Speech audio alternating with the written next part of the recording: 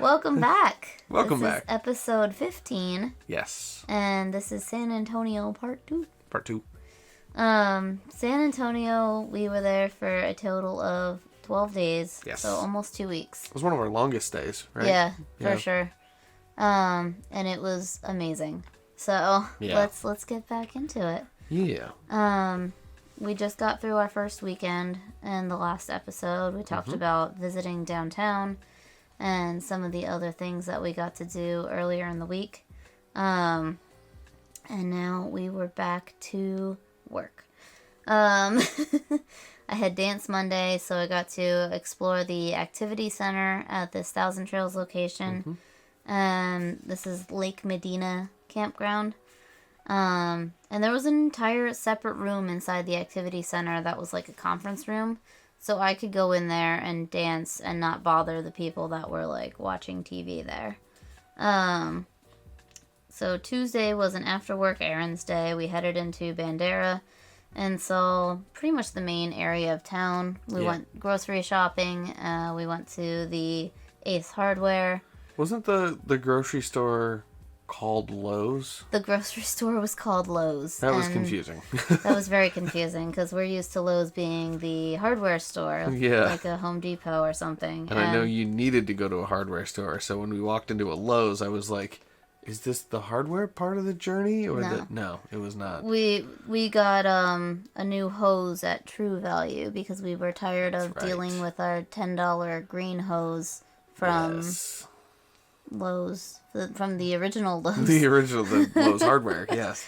We got this green hose when we lived in Bethlehem before we even had our trailer, and it was just something so we could wash our car and water the back porch garden. Real simple, regular green rubber hose. Well, we were using it as our black tank flush hose, and it got real kinked up real quick. Oh, yeah. And it was just a pain to get in and out and try to get all the things unkinked because it was a cheap hose. Every time you unrolled it, you'd have to spend about 5 minutes getting all the kinks out. And so we finally dropped $25 on one of those really lightweight, was it like a bungee?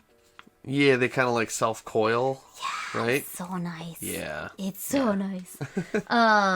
Anyway, we got that at True Value, and then we went to Lowe's, the grocery store. Yes. That was kind of a cool grocery store, too, wasn't it? It was just we liked that one. Town. Yeah. The whole town would make for a really good photo walk, but we were there on business, on errands today. Yeah, we were busy. After that, Wednesday, we went into San Antonio and found the camera store. Oh, yeah, that's right. So this is where we did the exchange. It is. That's right. Do you want to tell about the store? I forget the store name and that experience. I believe it was called Camera Exchange. Okay. So there's a store in San Antonio, basically. It's part of a chain. There's one a couple in of Austin? others. Yeah, there's a couple of others. San Antonio and Austin. I thought there was like a third location, but either way. Great place. They had like great selection of stuff. Bunch of like brands that I really liked were there, which like you don't really often see those in camera stores. Small Rig is just sort of like getting onto the map. But there was like Godox and some others that I like that. Anyway, we went there and it was like we were on a mission to trade some stuff in. I knew that I had some equipment with me that like I hadn't used the entire time we were there, and to be honest, like I didn't foresee myself using it again in the future.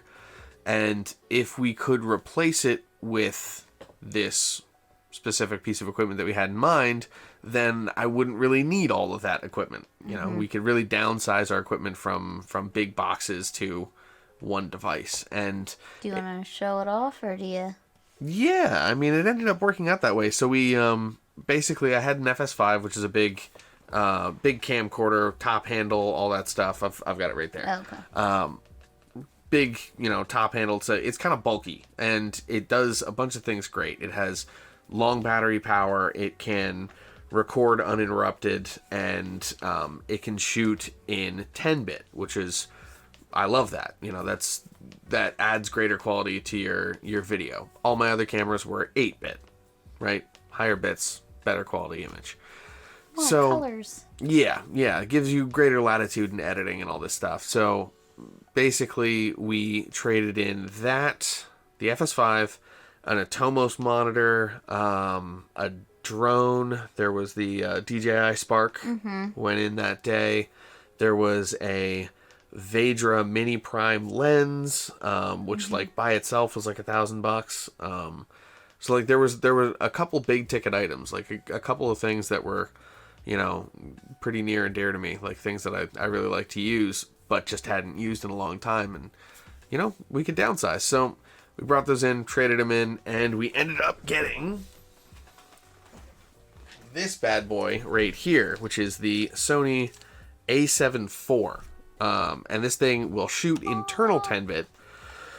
So it had us covered in that sense. It could shoot 4K 60, so it shot slow motion in a high resolution, which I didn't have the ability to do before. So it expanded some of the capabilities, and it would shoot uninterrupted, so it wouldn't like cut off after 30 minutes or anything like that. So it hit all the bills, and we've been using it ever since, and I really, really enjoy this thing. It's been a game changer for me. So His new baby. oh, that's for sure. This Thank thing's you, gorgeous. San Antonio. Yes. So we traded in the stuff, and we had, this camera was on back order, so we actually had to drive back, in Yeah, they said they didn't know when it would 2 be, weeks. Yeah, they said and they would give us a call. Yeah, so it So. actually came in later when we were in Austin, and we drove the 2 hours back down Just about a week after this. to So go this was get the camera. day like 8 or 9 we went to trade it in, and then it was like a Yeah. week later, so it was just a day or two after we had left. I thought it was like a day or two before we left Austin, even. Like, if it would have been a day later, we would have been in Dallas. Yes, yeah. So It was literally our last day in Austin, I believe. Oh, okay. We'll get to that later. But yeah, so we had this receipt with the trade-in value and I was the nervous for a couple promise of of a camera on order, days. Yeah. hoping that it would come in and that it wouldn't get lost in the mail somewhere. Ay. But it came in, and Yeah. we got it. We picked it up and didn't have to worry about shipping, and Oh yeah. all is good. Yeah. The next day we went and checked out a spot you had been eyeing in our drives. Yeah. Oh yeah, that's right. We kept driving over this dried up riverbed, back and forth over. There's this bridge that by kind of dipped down Bandera. over it. We would drive over the bridge and see this big valley of just dried up riverbed. So we pulled off, just parked on the side of the road, and went for a little hour-and-a-half long walk or so. Yeah, little walk over there. The river was almost completely dried up, save for a few puddles under like boulders. Yeah, like big boulders too. Big. Texas has big rocks. Yeah. It looked like when the riverbed was high, it'd be like almost to the top of the rocks. And some of these rocks were like 15, 20 feet tall. Mm-hmm. There was a little chunk of road that you could tell was like there was like a highway bridge. But the new bridge, like the one that we had walked down from, was obviously a lot higher. So I get the feeling that like the water levels kept rising and rising and rising until they had overtaken that. Yeah, for sure. This was off of FM 1283. FM in Texas means Farm to Market Road. Yes. Which we learned while we were down there. That's just standard open highway nomenclature, I guess, down there. Yeah. The first thing we saw when we got under the bridge was just bones. Yeah, that's right. There were just animal carcasses and fish scales, and it was weird. All concentrated right around the bridge, the support beams for the bridge too. Yeah. So I'm wondering if like totally clean, nothing smelled. It wasn't fresh. It just, I guess, when the river dried up, the animals couldn't survive, and that's just what happens. They're like decayed and sun bleached. I wonder if those were carcasses that were washed there with the water. Yeah. And they caught on those things. So like those poles, the water would go around both ways. If something hits up against this way, it just gets pressed against the pole and like held there. So I'm thinking that like a bunch of deer carcasses got stacked up there. Oh, maybe. Or like hit on the bridge maybe and knocked off into the water. Oh, yeah. And they all collected at that one spot and decayed. It was weird. But we kept walking and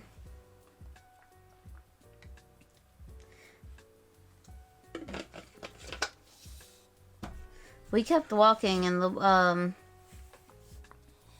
I wrote the ground shifting beneath our feet and the walls becoming canyons around us. Yeah, it was very soft earth under us. Aside from the lack of paths and roads and grass in my shoes, this was a pretty cool walk.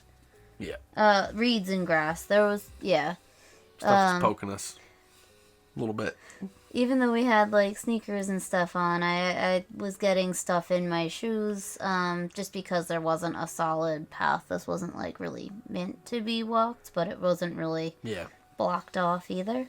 Yeah, it was an interesting walk of an unusual area that you wouldn't normally see. Yeah, that's another photo walk that I'm excited to put together. Normally covered with water, and all of a sudden, now we're walking it. Yeah. There weren't necessarily like a whole lot of, banger photos or whatever to be taken, but like it was a cool adventure. Like that was the first time where we're walking out there and it's like, okay, remember your path back, like, make sure you aren't trespassing. Like it was a little bit more more dangerous. We specifically went left under the bridge because to the right was some nice barbed wire fence that said no trespassing. So that belonged to some kind of like ranch or farm or something. Mm-hmm. So we went the opposite direction. Yeah. And we saw no signs in that direction. There were signs at the very top of the canyon with a fence. So the area that we were walking in was obviously the riverbed, but I think that it was, like cordoned off in a way that it's not like you're not walking on someone's private property. I don't think it was anyone's property. Which was just kind of cool. It was like this pathway in the middle that you could walk on, but, I can imagine that place being relatively dangerous, like when it's an actual river. Yeah, for sure. There's just a lot of rocks, boulders everywhere, trees coming out of nowhere. Oh, yeah. Got to fly it a little bit with the drone, so there's some footage of that, too. These trees had large, like, entangled roots and really large trunks just like rising up from the earth. You couldn't wrap your arms around these trees. They were really thick boys. Oh yeah, big boys. Everything really is bigger in Texas, as the saying goes. That day we also went back and checked out the lake at the campground before I had Polynesian class, and the lake was super low, reflecting just kind of our general experience of the area. You were wondering if it was a seasonal thing, because as we were driving, we were seeing like flood signs over the roads that would normally be over the rivers, and there was no river, so we were like, what the heck? Like, they were like depth markers. It must be a problem in other parts of the season if there's road signs specifically made to warn people. Like, we were driving over these bridges that were maybe 5 to 10 feet over the water that we could see now. The water was fairly low. If it was there at all. Yeah, maybe a foot deep. But then on the side of the road, there were these poles that were like 8 feet, 10 feet up that had markings all the way up. So it's like, well, they've obviously gotten water to that point before. So, like, it must be pretty intense. Yeah. What was it? When we went and checked out the lake, when we were sitting there, I sat on a little chunk that is normally, boat launch? Yeah, it's a boat launch. And I flew from there, and we were probably 50, 75 feet. Yeah, maybe even 100 feet away from the edge of the water. Yeah. Which went all the way down this long, long slope. Oh, yeah. And, there were like these tree-like structures, which I think were underwater plants. Yeah. They were just all dead, but they were like 10, 15 feet tall at the very bottom of the riverbed. So the change must be massive. Yeah. It'd be interesting to see that same area at a different time of year and see. It'd be interesting to watch like a year-long time lapse, you know? Oh Just my watch god, the yeah. seasons go by in like 5 minutes. That'd be wild. Yeah, watch the lake fill up and then go away. Yeah. That would be cool. Maybe we'll have to stay there for a year and do that. Yeah, that'd be really interesting. Jeez. Definitely a cool area. The next day I took a half day and we made the trip out to see Enchanted Rock. That's right. Yeah. This is cool. It was definitely a beautiful and controversial place for us. Yeah, there was some drama there. Just a little bit. But Enchanted Rock was incredible. It's made of pink granite, so you really, I don't know, it's just so colorful. Like, there's just big pink rocks out of nowhere, and then there's cactuses. We saw a porcupine? Porcupine. We saw a porcupine. He was cool. He was just kind of like chilling there under a little plant. It was very relaxed. He was definitely still in like hibernation mode. Yeah, I don't think he even noticed us. I think it was $8 a person to go there. The thing that was controversial was we weren't very clear on the rules, and we had some expectations when we got there that wound up being not okay. We went up with the premonition that we could do night photography on top of the mountain. There was nothing on the website saying you couldn't be on the mountain after dark. And there were photos that made it look like people were on the mountain taking photos at night. Like astrophotography that was taken from the very top of the mountain. And I think people do go up with a trail guide or tour guide, but maybe it wasn't the right season for it. I don't know. Yeah. There were a lot of people, not just us, that were coming up with flashlights and stuff as we were coming down that got kicked off immediately. Like, it was very heavily policed, this place. I wonder if those people, like, paid to get in, too. I think they said they were camping there.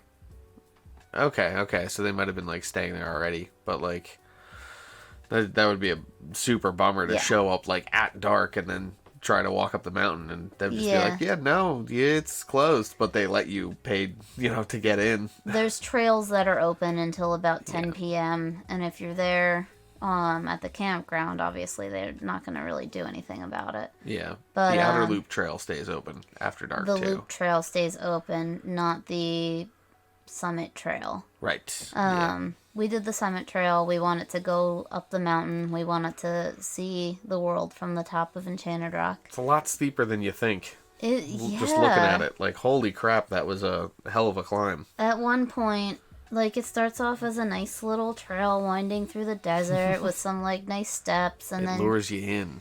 You get to a point where you're literally just scaling an incline like this, maybe? Yeah. It was like at least 35, 40 degrees. It was pretty steep. And it didn't feel slippery. It wasn't like... I wasn't scared. I know you were a little nervous, but I think you were more worried about your body. I had a huge backpack on, so like I was back heavy. Yeah. And it was just the sort of feeling that like if you fell backwards, you're going to roll for a couple 100 feet, you know? Like you're not going to stop anytime soon. I never felt like I was going to lose my balance. I never felt like I didn't have sure footing. Like the grippiness of the surface that we were on, I think, felt good to me. Were my legs like tired or something that day? Something was up with my legs. Yeah, I think you were more worried about the physicality of your body and I think your knees were bothering you. Yes, yeah, that's right. And then going up that incline with his knees bothering him just you weren't having fun. Yeah, no, that was a challenge. But we got through it and we made it to the top. And we got video of it, so it did happen. We got a lot of amazing photos. It is a really cool place to see and be. I would love to do some of the other trails and get the photos like of the mountain that we climbed. Yeah. It is a state park. There were no signs anywhere. regarding drones. I actually got some really cool drone footage there. Which we found out we're not allowed to do. Yeah, so you're not allowed to see it. Sorry. But apparently, basically we sat on kind of like the backside of the mountain at first, just as the sun was setting, and I sort of flew around a little bit, and I was flying the DJI FPV drone, which has this heads-up display and will let you know if there is an aircraft in the area. If there's anything with a registered flight plan, it pulls that data and will tell you, like, hey, there's an aircraft nearby, get the heck out of the way. And it's usually like, I think it's within like a half or even a quarter mile. So like you have some serious distance between you and that aircraft, right? So I'm flying around and I'm having a lovely time. Like it's beautiful area for it. So I'm diving the mountainsides and doing all this cool stuff. Like it's probably the coolest footage that I shot on the trip, which drives me insane.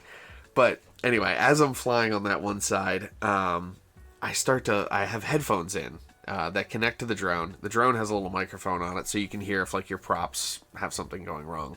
You know, you can hear if you're getting attacked by a bird, whatever, right? Well, I start to hear other propellers than mine. I start to hear a helicopter, and I'm like, oh, that's not good, because like you can only usually hear what's within 10 feet of you. So I spin around, and there's a private helicopter flying directly towards me at, you know, a good clip. So someone else was also flying illegally around Enchanted Rock. Yeah. No flight plan, apparently, or else it would have pinged me on the drone. It would have told me to get out of the way. You know, it wasn't like a restricted airspace, or else the drone would have stopped me from flying there. But, like, it was just, holy crap, it was a surprise. I literally cut the engines and just dropped out of the sky to get out of the way of this thing. And they just flew a couple circles and then flew off. And then, you know, I landed. Yeah. Came back, and we walked over to the other side, like, which was facing the sunset. And I go and I take off again. And maybe 15 seconds into the flight or something like that, I hear right next to me, yeah, I'm going to need you to land that. And my first reaction is like, who the hell is that? Like, who the hell's talking to me like this while I've got a headset on and I'm obviously, like, immersed in something? It turned out it was a park ranger. So they told me that, and then I promptly landed the drone, but at the same time, like, hey, maybe approach a little differently or something like that. But, like, I don't know, they were obviously expecting a bit of trouble, and, like, we discussed it. There were no markings anywhere. There was no restrictions on the you know, the DJI that it told me about. The app that we checked, the Before You Fly app, everything said that we were fine. We'd even checked, like, their basic, like, their web page that shows up. Yeah, so the Enchanted Rock web page doesn't say anything regarding drones, right. But it is a page on the larger Texas State Parks website, which apparently does have drone rules, which I didn't think to check the larger website. I just wanted to browse the Enchanted Rock page for the maps, the rules, the restrictions, the ticket purchase. Like, it gave us the rules about dogs, where dogs can and can't go. It gave us the hours. Nothing about drones. Nothing on the Enchanted Rocks page. Nothing on the ticket purchase, and I read the rules. I read those rules that were there, and I was like, okay, cool. We know we have to be here by, I think our ticket was between 4 and 8 we had for entry, so we had to be there by 4 p.m. to get in, so we could stay. And there were plenty of spots around the like trailheads too.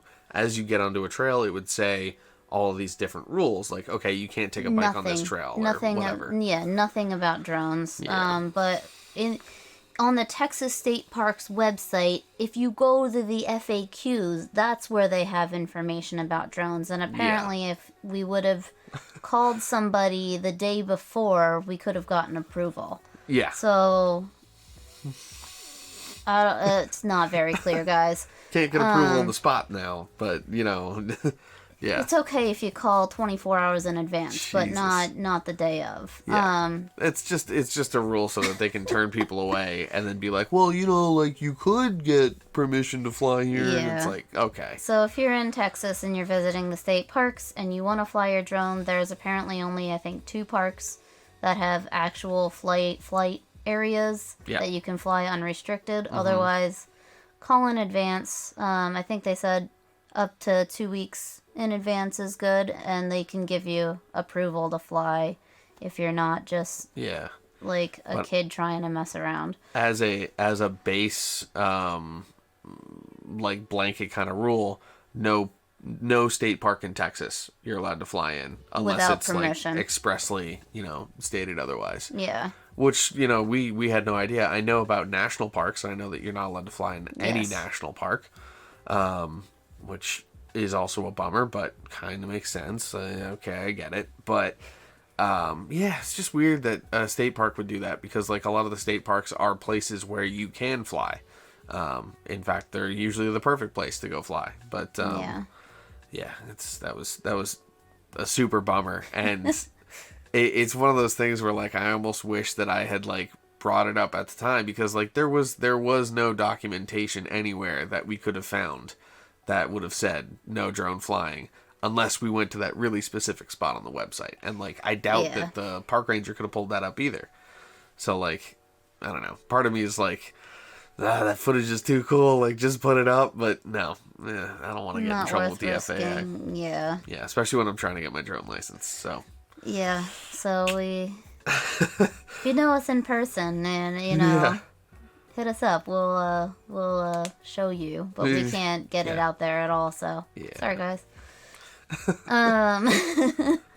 But otherwise, Enchanted Rock was really cool. We ended up taking good hike. Yeah, really beautiful. We did a lot of astrophotography off the mountain after the fact. Oh yeah. This was my first experience with astrophotography, and getting probably shots. Spent like another hour or so. Or a little bit longer than that. Yeah. Yeah, maybe hour and a half, 2 hours. It was so cool.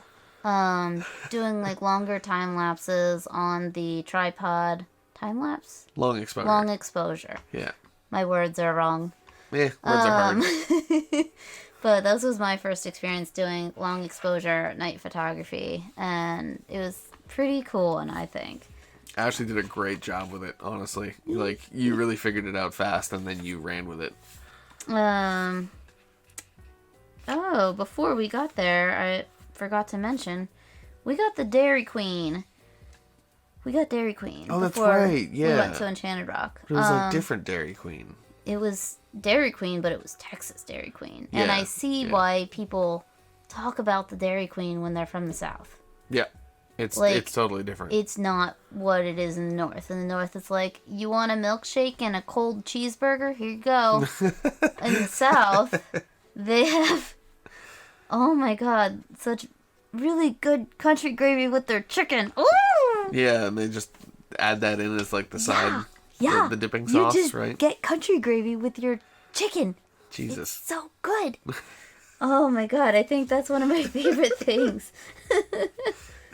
But yeah, the fries were better. The food was better. I think you got a cheeseburger, or you got some kind of like Texas cheeseburger. Yes. Was it like loaded with chili and stuff, or you got some kind of exclusive Texas burger? I forget what it was. You'll have to watch the vlog to see that part. Texas Dairy Queen. Yeah, I'm pretty sure we vlogged that too. We didn't did. We? Yeah. Okay. Yeah, all right. Did. Good. So check it there. And then it was weekend number 2 in San Antonio. Yeah. You checked out the San Antonio Speedway that was abandoned. You flew around a little bit. We did it from a parked car, so the drone trespassed, not us. Yeah. It wasn't even so much trespassing. There was literally like a walking path out to that place. Basically, we just parked in this industrial area off on the side of the street, and it was a little windy. The path was a little sketchy. You had to walk through a fence to get it, so there was a little bit of just like, maybe we don't do this in broad daylight, and you know what? I don't feel like coming back. Like, it's not enough to come back to. So I just popped the drone out and did a little flight over that. And that was really interesting. I got to like explore using the drone, which was something that I'd honestly been more scouting. Yeah. Yeah, I'd been planning to use the drone in that way and like go and scout a location and check it out to see if there's a way that I can get in or something like that. But I just hadn't had the opportunity yet, so this was my first chance to really use that, and it worked perfectly. Like it really, like I could literally see the path, like, okay, this is the walking path that everyone takes, because you've got an aerial view on this stuff. You're stabilized, you can really pick out where you want to go, and that would have been a very easily accessible spot, but it was mostly just, a ring racetrack, and then on the one side there was the stands and the announcers booths, and those announcer booths would probably be pretty interesting to get into. It looked like there was like 2 or 3 stories up, and you'd be in the top of this tower with this big glass view, and you could see everything, but it'd probably also be super sketchy in there. I wouldn't trust the structure with my life, that's for sure.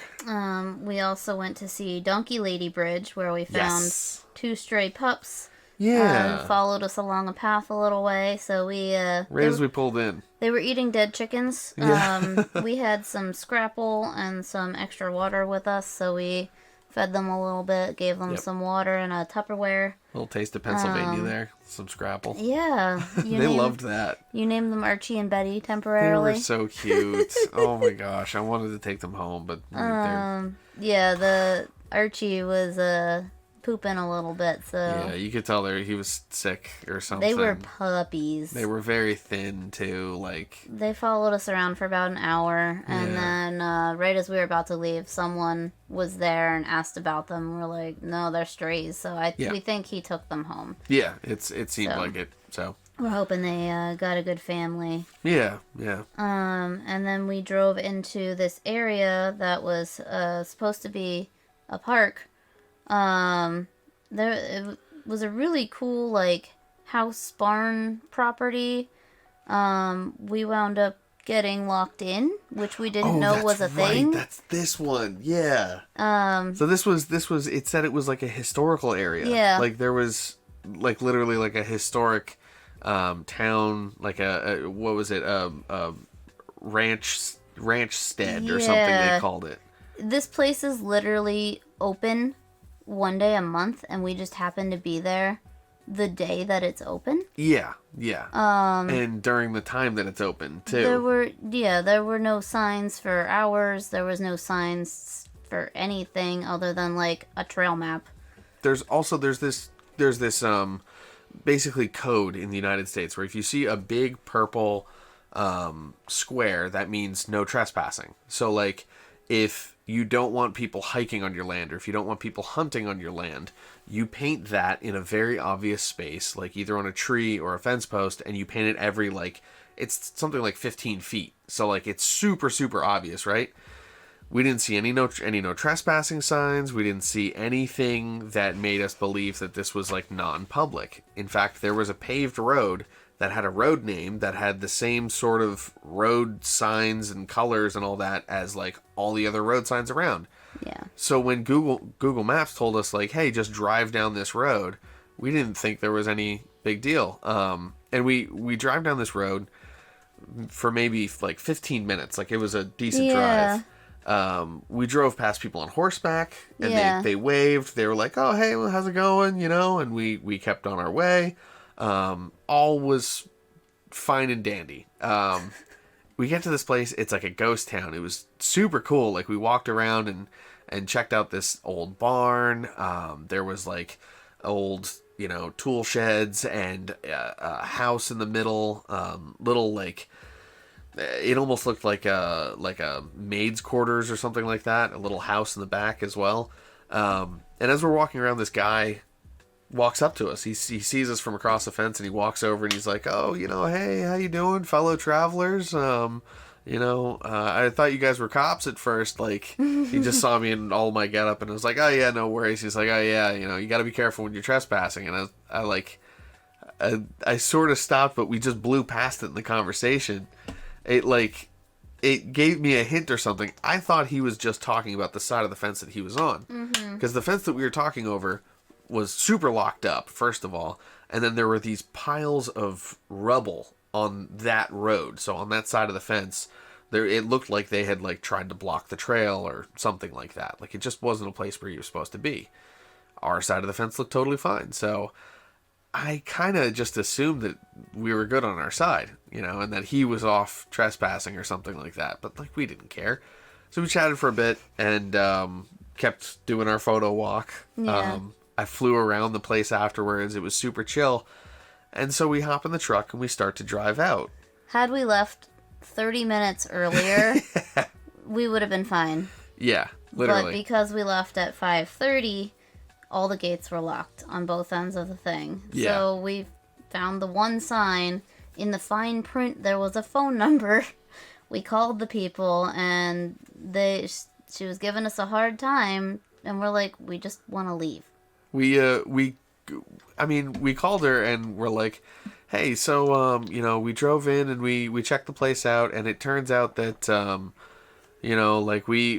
as we were on our way out, I guess someone must not have known that we are still in here and we got locked in. Is there any chance we can get out somehow? And the first thing that she said was, you're trespassing, right?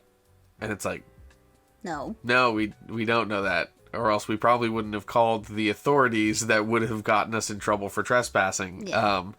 It was just, she was being literally difficult. We found out afterwards this place is open one day a month, and they charge $3 a person. So she was giving us a hard time over $6. It's like, come which on. we then went online and paid as a donation to their institution. So we did pay to be there, just after the fact. Ridiculous.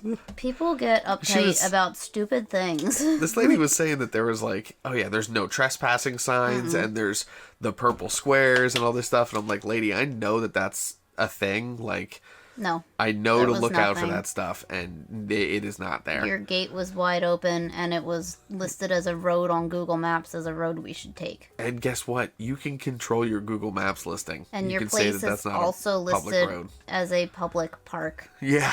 Like, just change your listing, god damn it. Well, I think it's hard for us as technology smart people to deal with people who think they're in the right and they don't even like update their technology to keep up with the times. Well, like we do our due diligence and we go and we research these places and then we expect the information to be true. Yeah, they were like, well, you should have just gone on our website, which we did once we realized we were locked in, but why would we go on your website when your Google Maps says that you're a park open 24 hours? Yeah, like we thought we had the information already. Yeah. But it turns out the listings are out of date, so...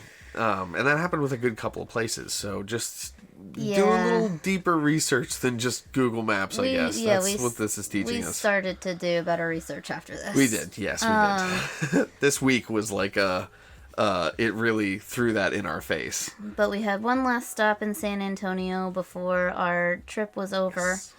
Or this leg of the trip was over, and that was the San Antonio Rodeo. Yes, Ashley loved this. I got to see the rodeo. I got to see WADE BOWEN. This rodeo is set up like 3 county fairs. Like it was huge. Picture your local county fair, and now like triple or quadruple it. That's the San Antonio Rodeo. It was massive. Oh my god, it's bigger than the Pennsylvania Farm Show. Yeah. Like that whole complex? Triple it. That's the San Antonio Rodeo. Oh my god. The show was great. WADE BOWEN was amazing. They literally like wheeled the stage out into the middle of the rodeo, and he just was there. The whole stage rotated, so it didn't matter where you were. We were in the nosebleeds, but we got to see him. Yes. Yeah, it was really cool. They had good beer. That's what I was concerned with. It was expensive beer, but it was Valentine's Day weekend, so Stay got to drink beer. I got to see WADE BOWEN. And the nice guy who sold me some of the beers allowed me to not crack them right away. They had this weird policy where it was like the cans. As soon as they sold you a can, they'd crack it and like pour it into a cup or something like that. So I convinced them to let me keep them uncracked so I could have 2 extras in my sweater as we went and sat down. Got a ton of food. Yeah. We did it up They had, right. like, Pizza Hut there. That was great. I enjoyed that a lot. But yes, it was really great seeing Wade Bowen in his home state. I haven't seen him since 2014. He hasn't been back out to... I think I saw him in Delaware. He hasn't been back out to the Northeast since then, at least not when I've been able to see him, so... It was really nice. It was really... Thank you for that Valentine's Day. Happy Valentine's Day. Happy Valentine's Day. Yeah. Love you too. That was our last day in San Antonio. Yeah. The next day we packed up and headed out to Austin. That's right. Yeah. So we will catch you next time in Elgin, Texas. Yeah. Peace. Peace.